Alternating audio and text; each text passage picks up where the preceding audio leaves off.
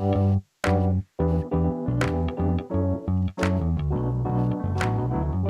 by Riverside.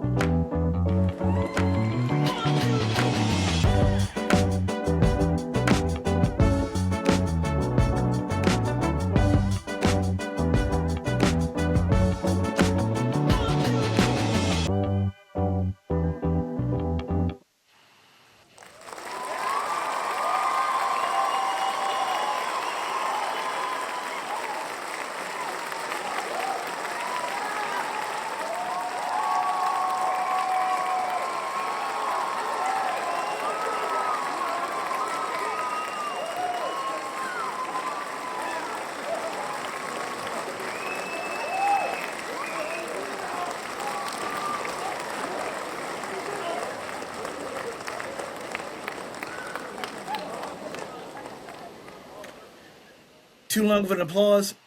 Nah, I don't think so. You can never have too long for the applause. I love standing ovations. Welcome, everyone, to another episode of Who is Kyle Graham podcast. I am, of course, the host, Kyle Graham. Thank you for joining me this week on this episode titled Vibes and Stuff. I'll get to that in a minute. Now, first, I do my due diligence. I let you know you can watch and or listen to this podcast on 7 different platforms. That's right, 7.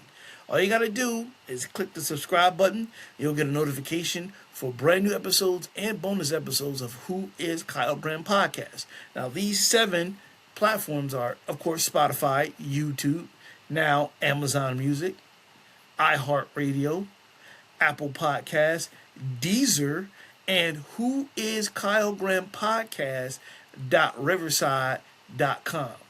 So once again, Spotify, YouTube, Amazon Music, Apple Podcasts, iHeartRadio, Deezer, and Who is Kyle Graham Podcast.com. Nope, do it again. Who is Kyle Graham Podcast.riverside.com. There you go. I'm getting used to it. It's my website. So press the subscribe button and you get notifications for brand new episodes and bonus shows coming your way soon. So there's no excuse for you. Now, like I said, this episode is called Vibes and Stuff.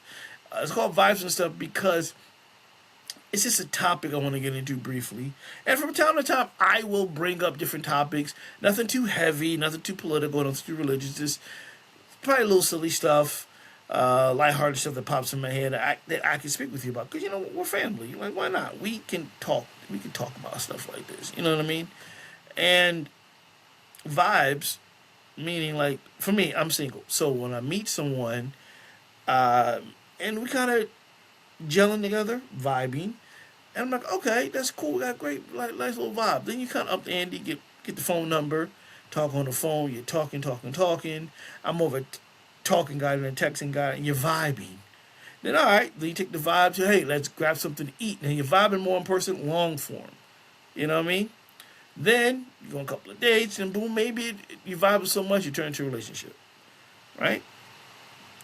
There you go. Now, for me, a lot of my vibings were misleading. So I think we're vibing, and then somewhere midway or early stages, the vibing stops. Why? I don't know. So the very next time if I meet someone and we're vibing, then I'm like, uh-oh, okay. I felt this before. I felt this vibe before. What's going to happen next? You know, when's the other shoe going to drop? And that you shouldn't think that way, but I you know, more than not, I have been misled by vibes, misvibes.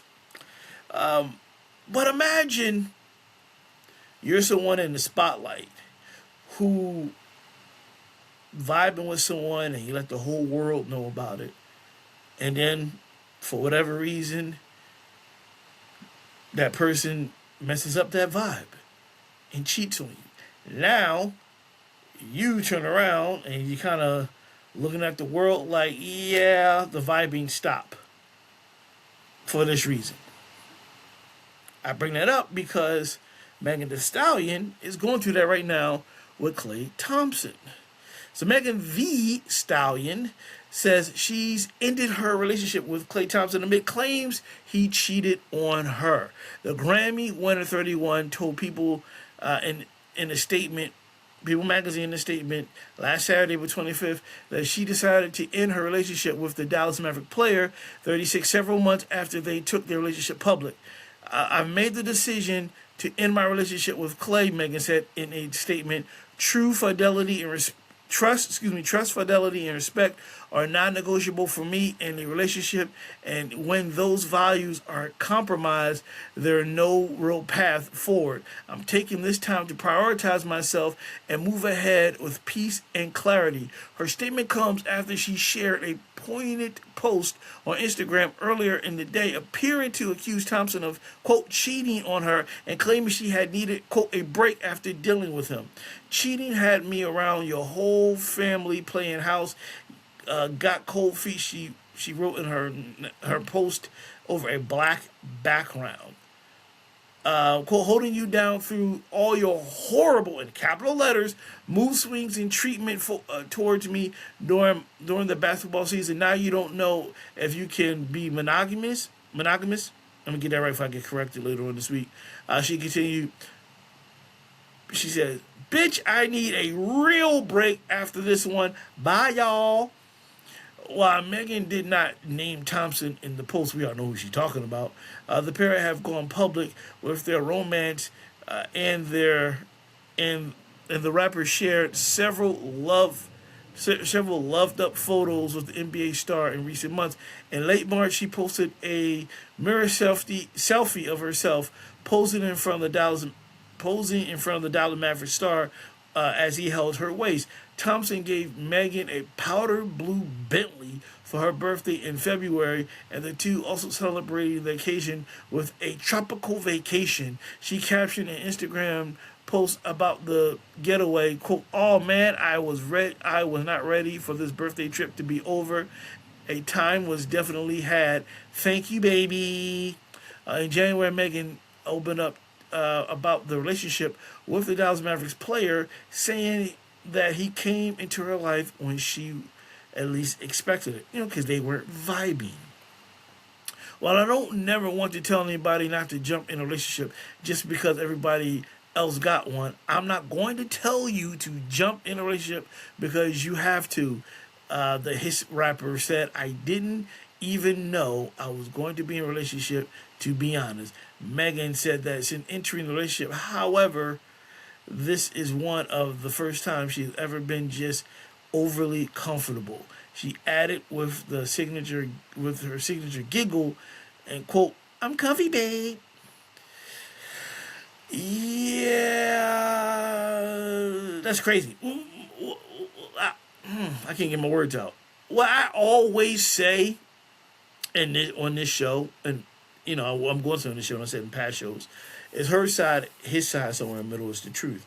We don't know why, but I'm thinking, my man, if you gifting this joint with tropical trips and gifting this joint with powder blue Bentleys, which I'm sure is not cheap at all, you would think, and you bring around family, that's another thing. You would think this is serious because you just don't bring any joint around your family. That's a no-no. If you don't know for sure about a person, you just don't bring around family, you know what I mean, if it's not there yet. But if you, in my opinion, you could bring somebody around your family, it's a serious thing. I've been in that situation. I brought around people's family, and, they end up cheating or whatever. I've been there. So it is confusing. It's like, you brought around your family. We chilling, kind of semi-playing house and blah, blah, blah. What the fuck? So I've been there, so I know that, like, damn, like, so what went wrong? And that's the question. Like, you have one of the baddest joints on our planet that any person would want to get with, and somewhere, allegedly, you cheated on her. And it's like, what did she not do for you to cheat, or you just felt as though you can? So a lot of questions. And there's a lot of questions I'd like to ask him, but like I said, it's her side, his side, somewhere in the middle is the truth. It's one of those things where, I don't know. It's questionable. You know what I mean? Like, wow, man, I remember I think it was a couple of years back, and I just had this conversation recently about Janet Jackson dating Jermaine Dupri, and you like, how did he get her? You know, I'm just saying, you just look, and I leave it. Y'all can fill in the blanks there. But that she wanted she wanted to spend the rest of her life with him. But between him working too much, he put work over her, and he kind of was out in the clubs a little bit more than he should. It fell apart. And then you like, my man, you had again one of the baddest Jones on the planet, and she wanted to be with you, but for some reason, you decided you put work over her and other people, I guess you would say, over her, and it's a head scratcher. And I've been saying recently, I'm like, man, sometimes opportunities wasted on the stupid and the weak, honestly, because it's like you have cats out here like myself, like trying to find a good woman. You have one, and you fuck it up, whether it's self-inflicted or whatever. Only that person knows. You know what I mean? So it's a bit of a head scratcher. At the end of the day, it's like a huge head scratcher on a situation like that with Clay. Again, we haven't heard his side of it, and I'm very curious to see what he has to say about it. And here's another thing: I don't understand whether celebrities or civilians are like, why do you feel as though it is necessary? It is necessary to put your business on social media. I don't understand. I don't get it. I just don't understand why you feel as though it's necessary to post it. I don't care who you are. I'm like, I don't get it. And then you get mad when people are in your business and putting comments like, I told you it wasn't right for you. Like, it doesn't, I never understood that. Like I said, I don't care if you're a civilian or celebrity. Like, I don't understand posting personal stuff online. I don't get it. What's your end game? What is your end game? I don't mean. Maybe it's just me. I never really understood why people do that. I don't know. Staying with Janet Jackson. Janet Jackson to appear at 2026 Grammy Hall of Fame Gala as her Rhythm Nation 1814 is inducted, along with Erykah Badu and Tyler Hansen and Aurora V have joined the performance lineup. Janet Jackson isn't mentioned in Michael, the biopic about her brother Michael Jackson, but she will be front and center at the 2026 Grammy Hall of Fame Gala next week as her 1989 album Janet Jackson Rhythm Nation 1814 is inducted. The ceremony will be held Friday, May 8th at the Beverly Hills Hilton in Beverly Hills, California. I did not get my invite. I'm a little upset about that, but I will continue reading.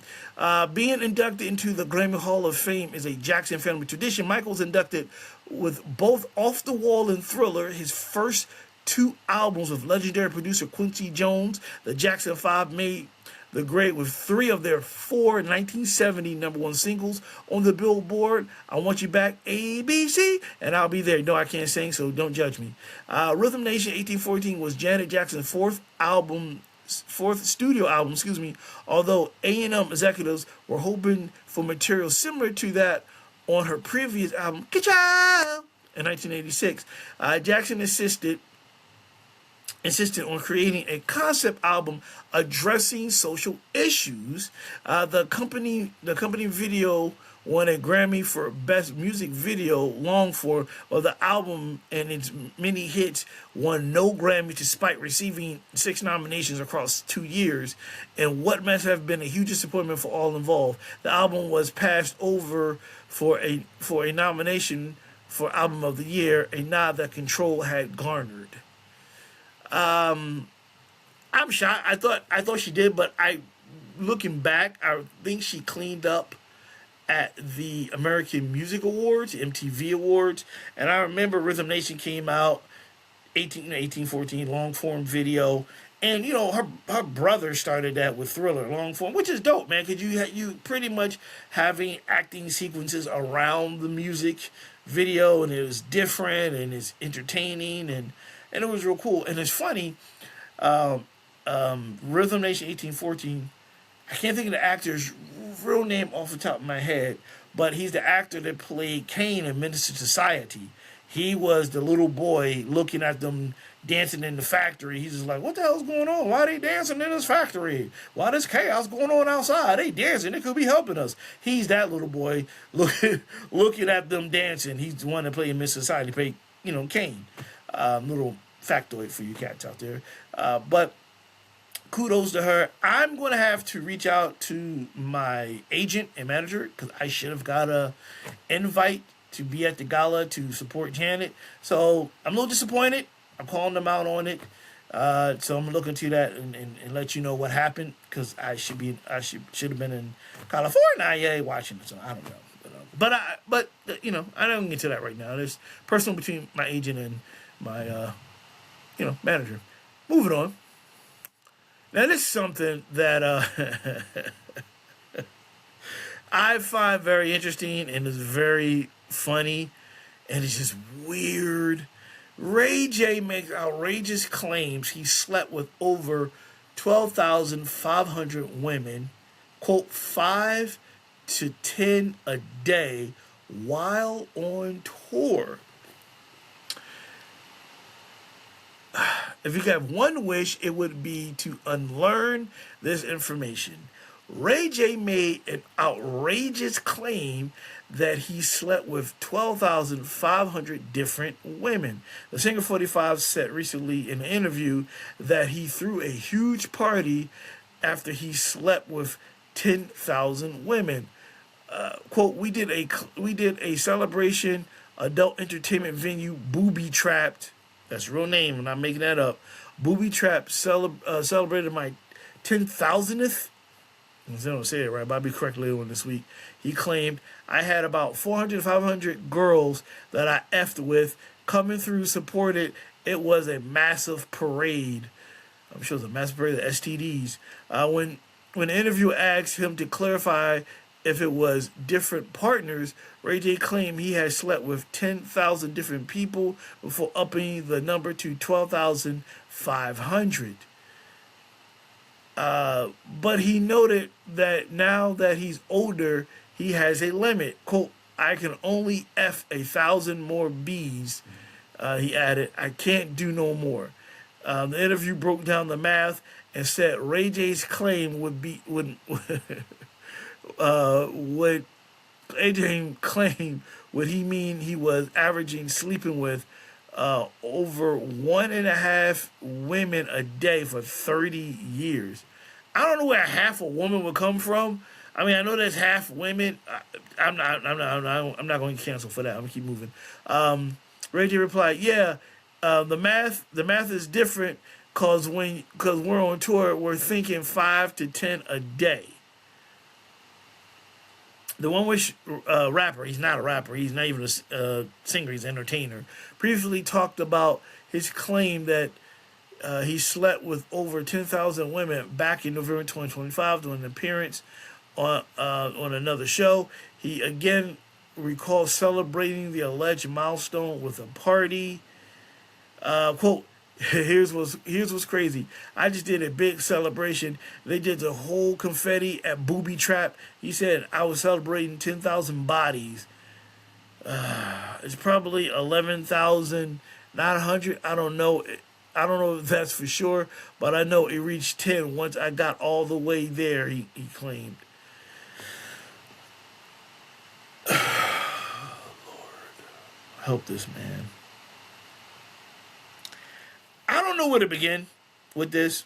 I have no, I don't know. I just find it kind of funny and amusing that he claimed he bodied over 12,000 women and he 5 to 10 a day. And, like, there's a lot. Look, I'm sure he smashed a lot of joints. I'm sure he has. But 5 to 10 a day is unheard of and ridiculous. How do you have time to wash up, eat, work, pay bills? You know, like, that's like, no. That's you know, unless you just doing quick skeets and moving on. I don't know. I'm sure it's not long and passionate. Who the hell knows? I find it funny and hilarious, and he's dead serious, and he's proud of that, even if it is true. And it's just like, you just a walking STD, homie. Like, god dang, like you beating on your chest, and then you're like, yeah, I got another 1,000 bees to go through, and I'm like, I'm like, man, you got kids and shit. Like, come on, man. Like, what's wrong with you? Even if you feel that way, deep down, and you just do, you keep it inside. You keep it to yourself. You don't bring it to the public. You got kids. You know what I'm saying? Like, that's just, you don't do that. You just don't. Like, and it's ridiculous, and it's funny. That's why I brought it up to you guys. Because I'm like, y'all, did y'all hear about this? It's unheard of. It's funny. It's, I think it's smart. What I mean smart is because he knows people are going to talk about it. You know, he knows that it keeps your tongue wagging. It's the old Michael Jackson trick. You know, Michael Jackson, when, and by any means, I'm not comparing him to Michael Jackson. Please, don't send your hate tweets towards me. What I mean in terms of keeping tongues wagging. You do outrageous things, you say outrageous things to kind of keep you out there, to keep people talking about you. Because once you go cold, you go cold. But Michael Jackson would put stuff out in the news, like the hyper chamber that he was laying in, that was made up just to keep, between albums, just to keep people talking. And this is the way it is to keep your name out there, possibly. But it's just, like, ridiculous to me. Like, I just, like, come on, homie. Like, even the greatest lovers, it's like, I never had, like, 12,000, nah. Maybe the high hundreds, possibly, but I doubt that. But it's you know, hey, man, look, that's someone who doesn't have any lack of confidence in himself at all. He's, like, very confident, so I got to tip my hat to him if I had a hat on, because he's very confident. He's a confident cat with confidence in himself and his looks and his abilities, so I ain't mad at him. You know what I mean? Like, if he, you know, if he says it, all right, in his mind, and then he's Mr. Lova, then so be it. That's him. So I just found it kind of funny. I wanted to pass it on to you cats, and see what y'all think about that, because I just think it's just, I don't know, it's just funny to me. It really is. All right, moving on. I just had something here. Okay. Stephen A. Smith gets excited by ESPN co-worker, bear with me, Chinese Ogu, I'm going to mess up her name, so I know I'm going to get somebody, I ain't going to mention names, is going to correct me because I mispronounced Tory Lane's name last week, so I might get chastised for this one. So it's Chine Ogu Mike. I know I'm probably messing her name up, so I apologize. Speaking French on the air, and Stephen A. Smith said, "Turned me on." So Stephen A. Smith gets excited about ESPN co-worker Chine Ogu. I'm not messing up the last name. Ogu Mike speaking French on air. Quote: He says that turned me on. Stephen A. Smith is facing backlash after he joked that China, I'm gonna call her that, turned him on during a television broadcast. During an April 24th episode of ESPN's First Take, the former WNBA player, star 34, spoke a bit of French as he praised NBA player Rudy Gobert for his magnifique performance as seen in clips all over the internet. While the ESPN commentator 58 quickly interrupted Chine to repeatedly make it known that her French did me proud, Smith later went on to get a little personal about how her use of the language made him feel. Quote: I'm living a good life. I'm pretty damn happy to say the least, but I must admit, in all my years on earth, I never dated a woman from France or anything like that, he said. But after hearing Chane, I was like, what have I been missing? The verbiage right there, that kind of turned me on. Chane seemingly brushed off Smith's comments with a laugh, quiping that he was crazy users on social media. he was crazy user on social media, including sports influencer Coach Jackie J, called Smith's remarks inappropriate. Stephen A. Smith needs to be facing consequences for that. The influencer said on Instagram, "I think he should be fired. I'll lead that charge. Fire Stephen A. Smith. You should have done it years ago, but you should do it now because of this."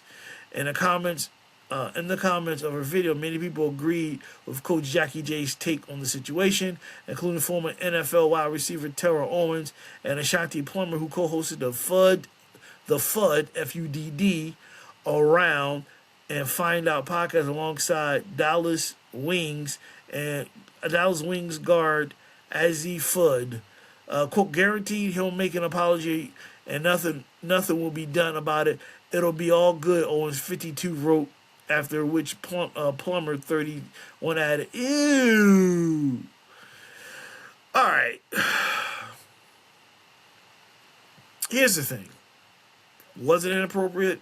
Was it creepy? Yes, it was. It was. Like, honestly, to say that, ooh, that kind of turned me on. Even if you felt that way, you keep it to yourself. You don't say a word. You just don't. Okay? And it's inappropriate, and it's something you shouldn't be said at all, and made everyone feel uncomfortable, regardless of how you feel. Like, you shouldn't have said that. That is whatever. Nothing's going to happen to him. He's not going to do an apology. I'll be surprised if he does. Nothing's going to do it. I mean, nothing's going to happen to him or what have you. But it is inappropriate. Just reading it makes me feel uncomfortable. It's like, dude, like, I don't want to, like, know what's going on in your head, sexual. I don't know what's going on in your head, period. But the fact that he said that, I understand the backlash. Is it cause for being fired? No. Calm down. It doesn't. It's interesting how people sit on that high horse, act as if they said nothing inappropriate in their whole life, and like, you shouldn't say that when behind closed doors. I'm sure that a lot of people have said a lot worse. He should be reprimanded. Yes, maybe a suspension. Maybe he should be fined. I don't think he should be fined. He should be fined. And do a sincere apology.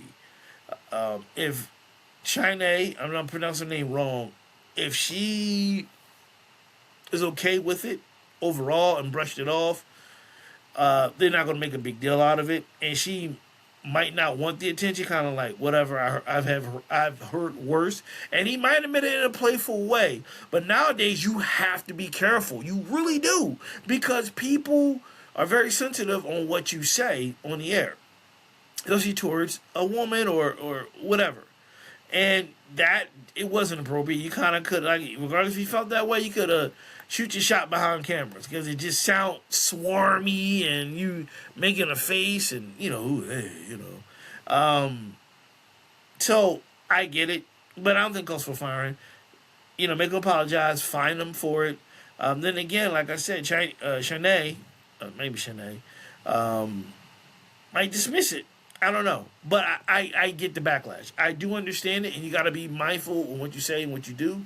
Nowadays, you have to, especially in that type of spotlight.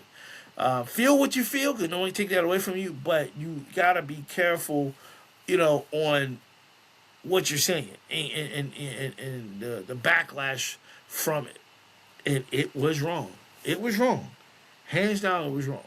You shouldn't have said that. So, at the end of the day, apologies warranted, but I don't think it's going to happen. And if he does apologize, I don't think nothing's going to happen to him. But firing is not going to solve anything.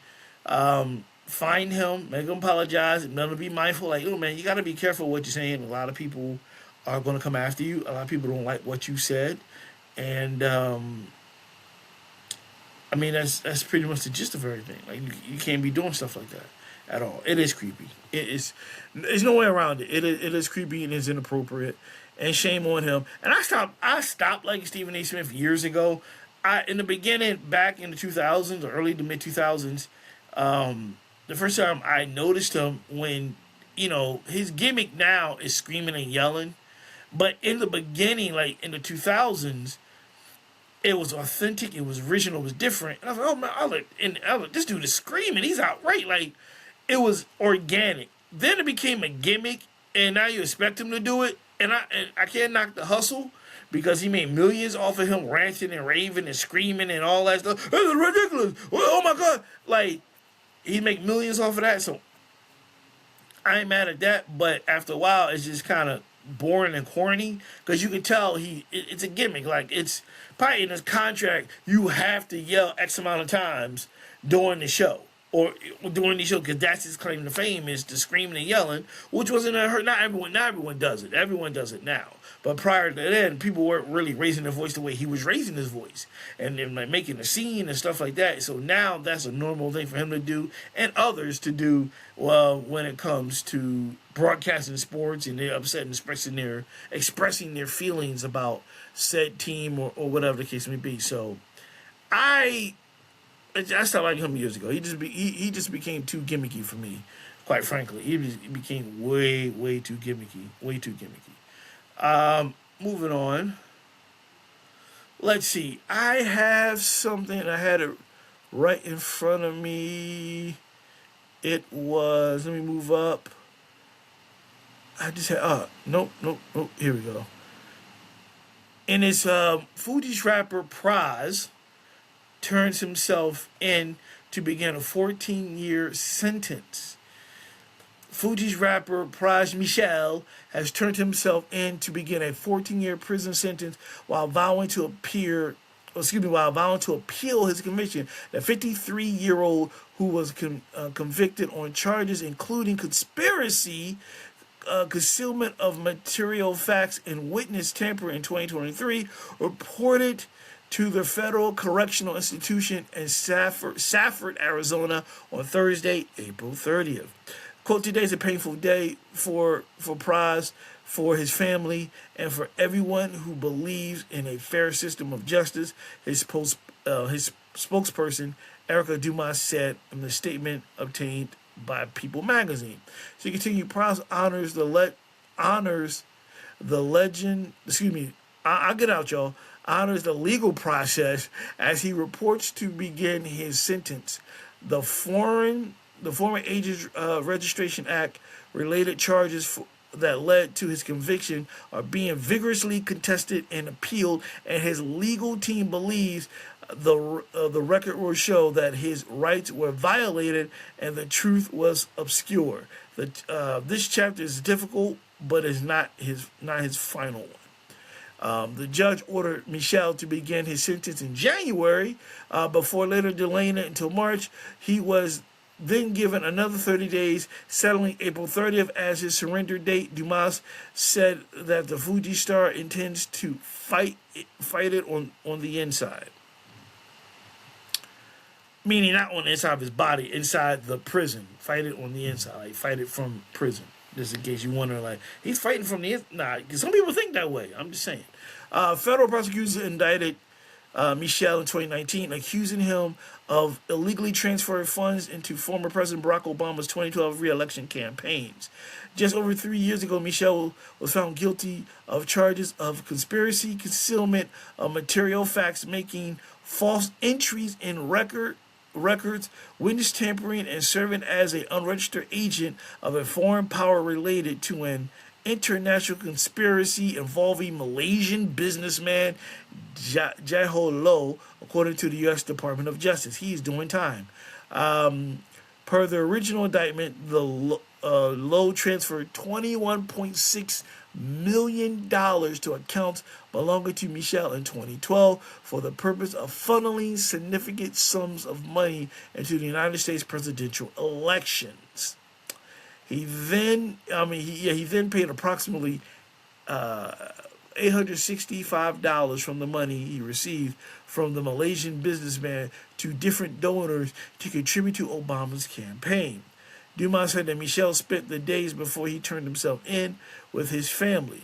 She said he was recently in attendance at Kanye West's Los Angeles concert on April 3rd, where he spent time in his suite with Dave Chappelle and Erykah Badu. His FUGEES bandmate Lauryn Hill was also there and joined West on stage as a guest. That has to be very, very difficult to turn yourself in. Like, you know, you're doing time, you're doing years, you got to turn yourself in. And you're doing 14 years. And I'm sure he may see every bit of it or close to it. It's some serious allegations. Some serious, you know, this is some serious shit here, dude. Like some serious charges, the whole nine, and to be taken away from freedom, your family for 14 years, whether it's 14 hours or 14 months, that's something deep. And saying that he will fight it from this side, it's gonna be a long fight. It's gonna be a difficult fight. And did he knowingly knew what he was doing? Yes. Did he make a mistake? Obviously. Will he regret it? Yes. Will he admit to it? It remains to be seen. But, you know, do I think he'll do the full 14? He may do 13 and a half. I don't know. He's going to do some time. They're going to make an example out of him, hands down. And I know you're asking, well, what about Barack Obama? And says he funneled money into his campaign account. I was thinking the same thing. Or about the Malaysian businessman. I was thinking the same thing. You ever heard their names? They ever been brought to trial or anything like that? You know why? Because they're powerful people. Not saying they had anything to do with it, meaning Obama. I'm just saying you haven't heard too much about it from his side and so forth. You just see PRAS got caught up and he's in court and the whole nine. So it's very interesting. So I can't call it cat daddy. But 14 years, man, that's to me to any civilian, that's a lot of time. 14 years, you're 53 years old. So he'll get out, if Lord willing, he'd be 67, because he's 53 now, so 14 years, if he go through the whole thing, he'd be in his late 60s. He'll be in his late 60s. That is crazy if he do the full 14. He'll be 67 years old. Wow, because a lot can happen. And a lot can happen in 14 years, a lot happened in 14 months, 14 minutes, 14 seconds. A lot can happen. And I know whether he did it or not, he's regretting being a part of it.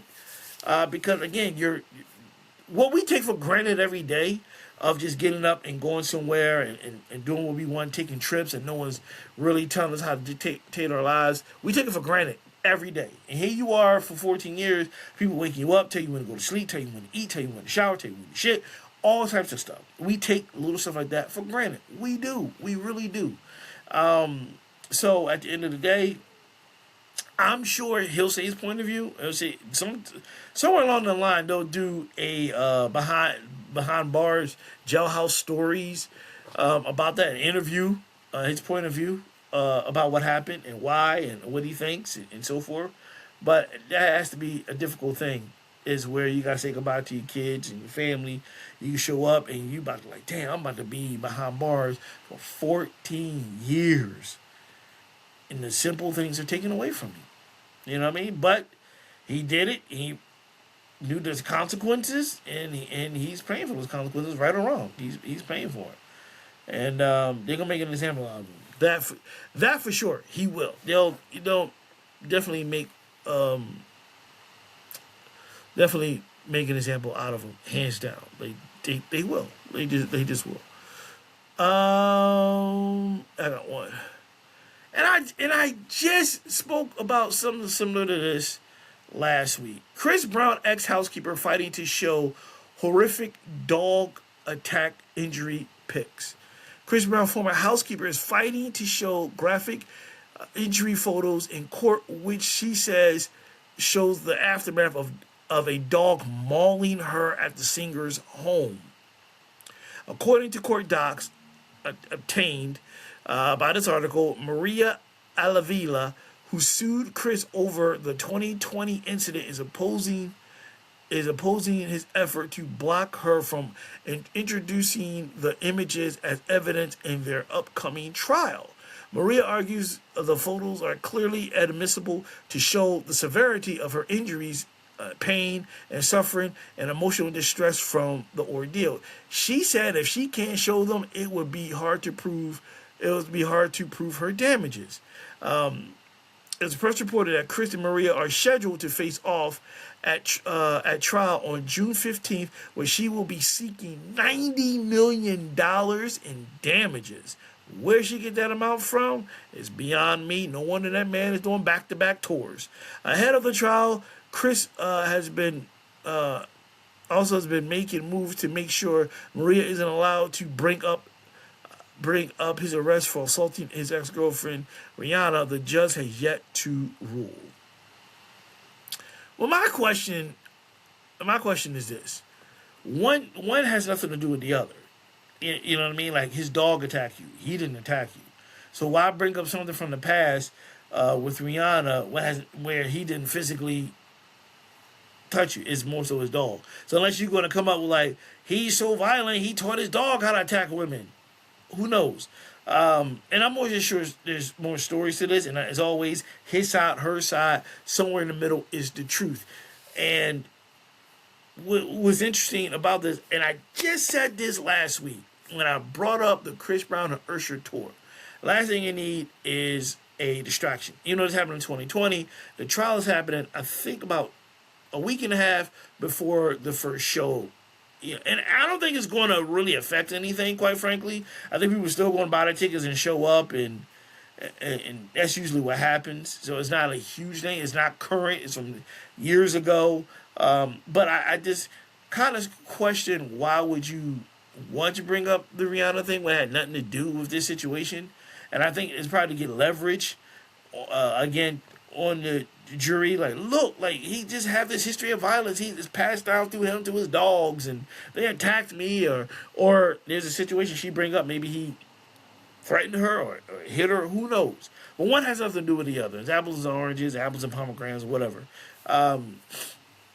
But again, the irony that this comes up right around the time they drop information about their concert is interesting to me. And the court date is 2 weeks before the tour. Like, we can have 2 weeks before the tour. The tour starts June 26th, if I'm correct. But it's funny how when someone in the industry, male or female, black, white, whatever, there's something big is about to happen, something from their past come up and, like, happen to drop right in the news, that kind of disrupt everything. Now, I'm not on his side or her side, whatever. I just find the irony of that. After the tour announcement came, this hit the news that he's going to court for his dog attacking her. Now, we got to figure out that he sicked the dog on her, that the dog just felt like he wanted some housekeeper meat. Who knows? But what's interesting about that is the fact that it happened right at the time where, right at the time where they dropped the news for the concert to happen. So, I don't know. I found it interesting at the end of the day. And I think that it's not going to affect anything. It's not. Trust me. It's not. Well, I just found it just kind of ironically that it happened, so who knows? Who knows? But it's just one of those things. I want to hear more of the story because I wanted to know what type of dog it was. And the word mauled is a very scary thing. Like, mauled, and it sounded like it might have been a Rottweiler, could have been a pit bull. And I think I think I've read somewhere he might have those or whatever. A lot of entertainers, especially male entertainers, have, for some reason, they have a thing for Rottweilers and pit bulls. I don't know why, but they do. They have, I don't know. They just have an affection for that. Who knows? I don't know why, but it's just what they have. So anyway, moving on. I don't know. Somebody let me know about that. It's just there's a first dog they picked. Why? So never mind. Let's see. I don't know which one to pick first. I have no idea. Pusha T admits he was scared of Jay-Z after hearing his lyrics on one particular song. The Clips member praised Jay-Z's lyricism in an essay for the New York Times list of 30 greatest living American songwriters. Pusha T opening up about Jay-Z's lyrics about how Jay-Z's lyrics make him feel. The Clips member 48 wrote about Jay-Z's artistry in an essay published on Tuesday, April 28th, as the 99 Problems rapper 56 was featured on the New York Times list of 30 greatest living American songwriters. There haven't been, quote, there haven't been many people who can speak for a generation and speak to the mentality of the black youth, what the black youth was going through for everyone who indulged in the allure of the street culture, began Pusha, whose real name is Terrence Lavar, 2 R's Lavar, like Lamar 2 R's. Mike know what I'm talking about. Thornton, Terrence Lavar Thornton. King Push praised Jay-Z, born Sean Carter, for providing a tutorial through his career of work about street life, drug culture, luxury, the pitfalls, as well as the flaws, highlighting his admission of falling victim to the game. The Black Album cut Allure, a love allure, great song. He noted that Jay-Z spoke to a lot of the kids exposed to the crack era from every angle, and with lyricisms of allure which really captured the feelings of anyone living that life. Pusha continued. Pusher continued. He's talking about a real experience, and his mission is to articulate in the best possible way his feelings at the time. He expressed feelings like Jay-Z successfully drew from, and real experience with a level of passion, citing songs like N-Words in Paris, Hard Knock Life, and Otis. The Daytona musician then singled out the song Hova Baby from O2's The Blueprint to The Gift and the Curse as one of Jay-Z's best performances. Pusha described the song as by far one of the best bleep, I guess it's shit talking, acrobatic, philosophizing sets of lyrics. He then admitted, at one point I was scared of Jay-Z. This is another strata of lyricism, philosophy. I'm the best, braggadocious bravado. He's like top dancing all over this beat. Pusha complimented how Jay-Z raps about chasing the snare around while actually doing so on the track. To me, that was a super Saiyan moment. Hova Baby scared the hell out of me, he concluded. And it continues, the two rappers have collaborated several times in the past, including in songs Drug Dealers Anonymous, Soul Paul, and Neck and Wrist. Throughout Jay-Z's career, he earned over a dozen top 10 hits in the Billboard Hot 100 and won 25 Grammy Awards. He's currently gearing up to perform 3 shows in New York City in Yankee Stadium, July 10th, 11th, and 12th, to honor the 30th anniversary of Reasonable Doubt album, as well as 25th anniversary of Blueprint album. And if you have $36,000, you can have a VIP ticket and just sit there and watch him rap for over $36,000 on July 10th, on the Saturday night one.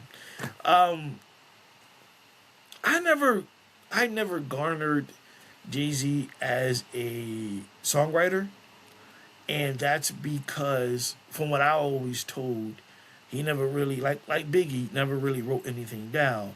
It was he hears the beat, and then he hears the beat a few times, and then he just, top of the dome, he just start rapping.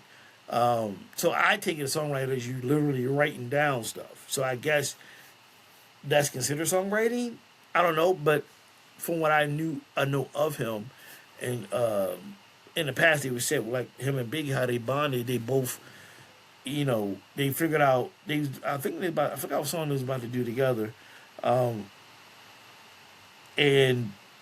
he was like, I think the story goes, I think Jay asked him, like, you want to write something down? Jay was like, and Big's like, you want to write something down? Like, I don't write. And Jay said, I don't write. And they was like, oh, and they bonded kind of over that way. Like, they sit there, they hear the beat, and they hear maybe once or twice, and like, all right, I got it. Once or twice. And I was like, all right, I got it. Get up and just do it maybe 1 or 2 takes. And nothing's written down. They might change something off the fly, which is pure genius and just a blessing from above to have that type of talent, to where you don't have to sit down and write it. You could just hear the beat and just, you just spit the lyrics. So I don't see him as a songwriter because of that, because I've heard that he doesn't write.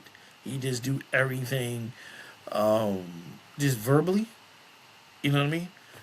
But kudos to him. Like I love the song "Allure." I love the beat, and it was like it's just real smooth. It's like one of my favorite Jay-Z songs. Period, because it's just real smooth and he's painting you a picture, and it's just laid back, like doom doom doom. And I used to play it a lot on my old show that I had when I used to have the music guest list. I used to play the song a lot, and that's one of my favorite songs by him and in general because it's just a smooth beat. If you're not familiar with it, I will say more than anything, just like go to YouTube, go to Spotify, and take a listen to the song. And then while you're there, press the subscribe button for Who Is Kyle Graham podcast, so you can be reminded on new shows and bonus shows coming your way.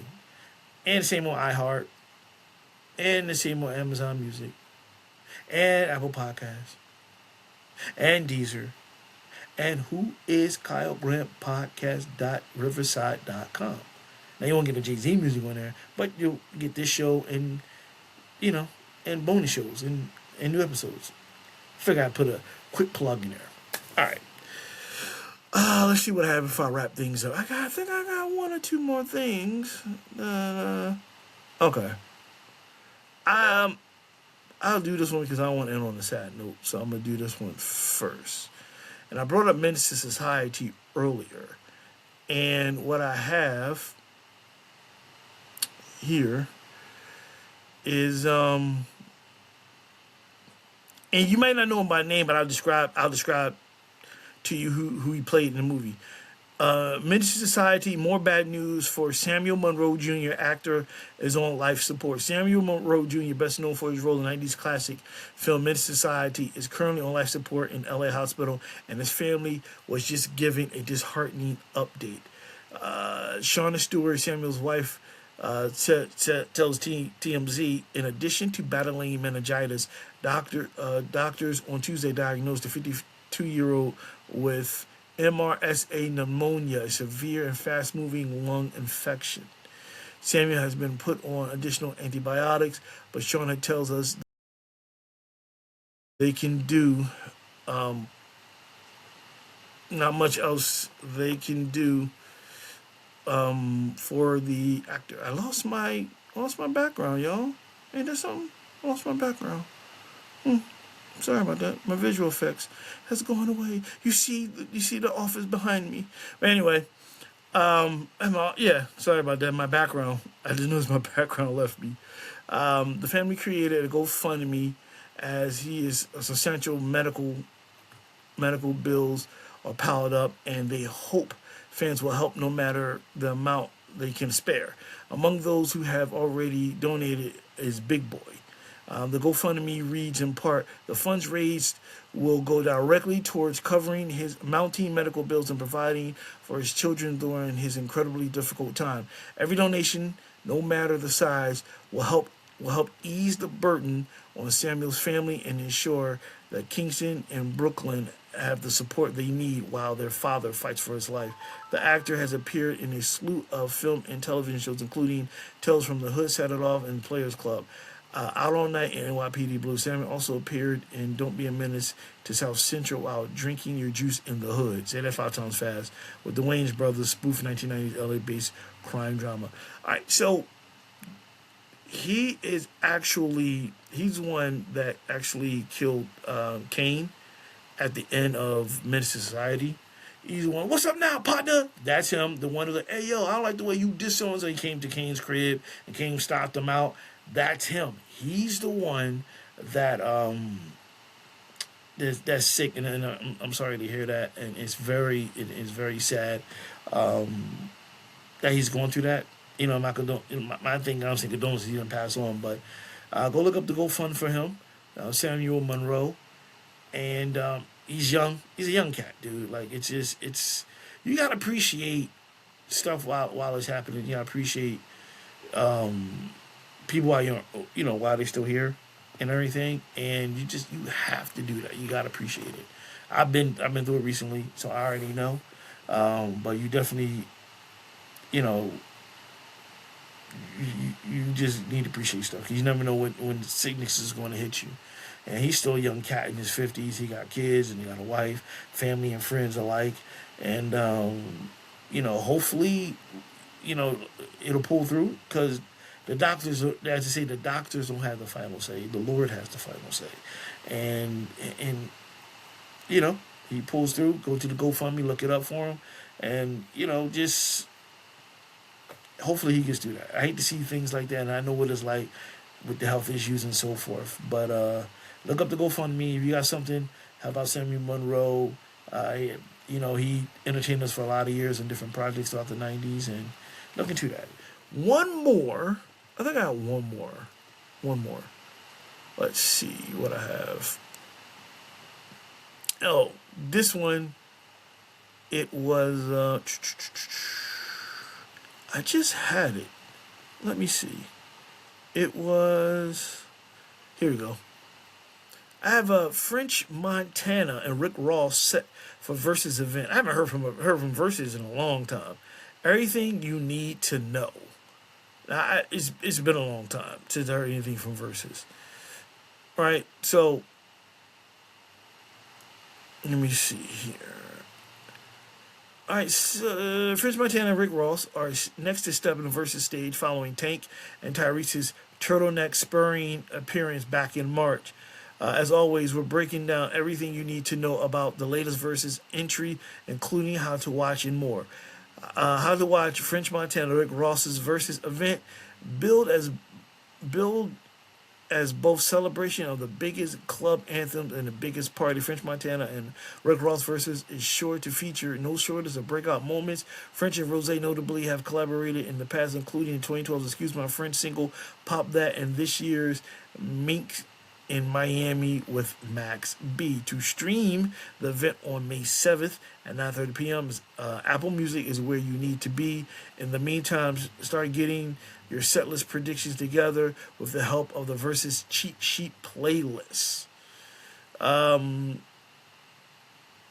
then you have to vote live. If you want to vote during the French Montana and Rick Ross Versus, you sign up to be notified when the latest Versus live stream kicks off. This article is the only place, which is called Complex, you can watch and vote live, meaning you can decide the winner of each round during the event. And then it goes into if you want merch for it, the whole nine. So listen, I'm not gonna lie to you. I'm not a fan of neither one of these cats. I'm not a fan of French Montana or Rick Ross, but I think it's still gonna be dope for those who are fans. You go in and you vote. I'm sorry, I'm so distracted. My background left me, so I apologize about that. But what are you gonna do? It's live. Check it out. Go to Complex or Apple Music, Apple Music, and you can watch it, vote for it, and see who wins each round. A real good competition, ladies and gentlemen, would be, like I said, when you're competing, I don't want to see no kumbaya to near the end. I want you to go, verse for verse, boom, boom, boom, boom, boom, hitting it. And then at the end, come with a kumbaya. Let everybody, go break it. That. I know that's your boy, but it's competition. Show why you better than him and whatever. And at the end, you dap it up, boom, boom, and you go about your way and you go party in the city. That's how it should be done. But we'll see. Again, I'm not a big fan, of the Verses. And I think the last Verses, like I said, was Tyrese and Tank. Wouldn't watch that if you paid me. French Montana and Rick Ross, you could pay me twice. I still wouldn't, because I'm not a fan of either one. I'm waiting for people that I like. I want to see like a Busta versus Eminem, or Busta versus Ghostface, or Redman versus Ghostface, or something that intrigued me.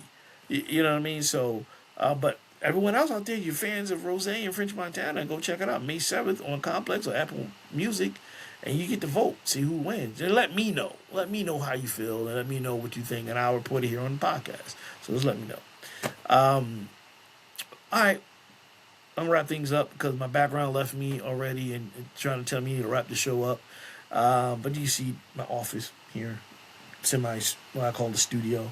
But thank you so much for tuning in to this week's episode of Vibes and Stuff.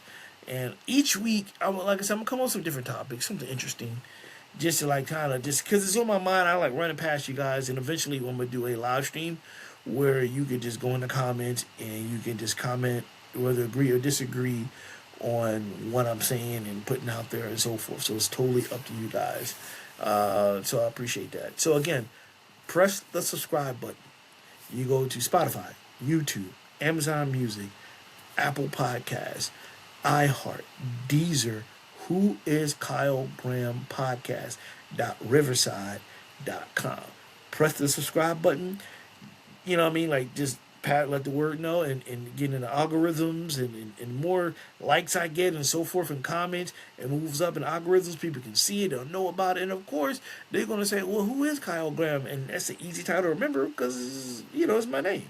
So just get in there, pass it on, hit the hit the subscribe button, comments, and the whole nine. Get the algorithm. Let the people know inside who built this whole platform that your new favorite podcast is Who is Kyle Graham Podcast. All right, and as I'm going to start saying, I said on my previous show, is that continue to believe whatever higher power you want to believe in, and stay focused.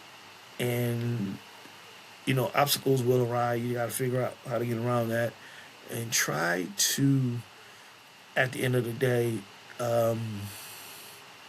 surround yourself with people who is positive, who loves you and is cheering you on in the whole nine. Try to do that. I think that's most important, more than anything, is to do that. Just try.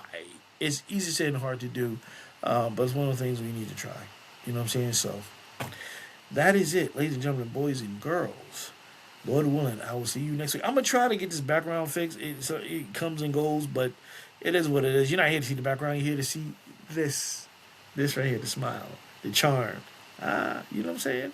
So that's it. I'll see you next week, Lord willing, on another episode of Who is Kyle Graham Podcast.